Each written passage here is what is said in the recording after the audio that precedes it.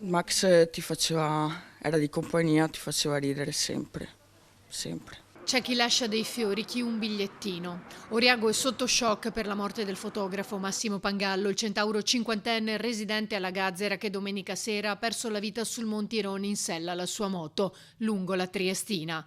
A parlare l'ex cognata Valentina Quaggio, titolare del negozio di frutta e verdura insieme alla sorella Elena, ex fidanzata di Massimo, che tra le lacrime lo ricorda come una persona speciale.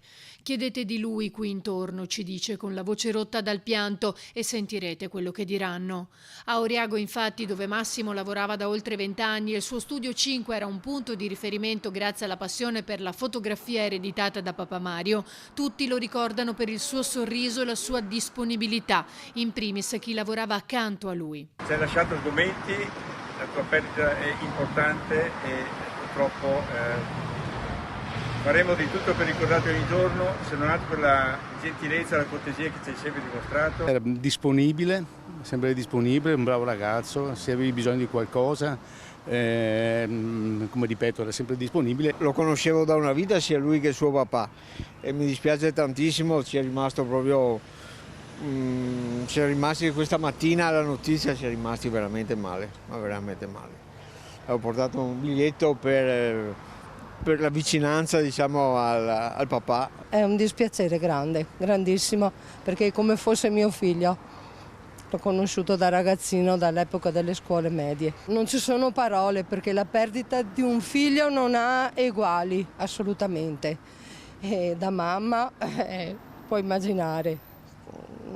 Mi immedesimo in loro e non so, non ho veramente parole per dire quanto grande possa essere il dolore e quello che è successo. Vicinanza alla famiglia anche dal sindaco di Mira, Marco Dori. A Oriago, chi non era passato da lui per una fototessera o per un albo dei ricordi, quindi veramente una sorpresa, una notizia che ha lasciato tutti con l'amaro in bocca, tantissime dimostrazioni d'affetto. Era veramente un ragazzo solare, molto amato, professionale. Pangallo stava rientrando da Jesolo in sella alla sua moto, altra grande passione oltre a quella della fotografia, quando, complice l'asfalto bagnato, ha perso il controllo e sbandando ha colpito un'auto. Il cinquantenne è stato sbalzato per molti metri dalla sella, un impatto talmente violento che quando i sanitari del SUEM sono giunti sul posto non hanno potuto far altro che dichiarare il decesso. Massimo viveva da solo alla Gazzera, la data dei funerali non è ancora stata fissata.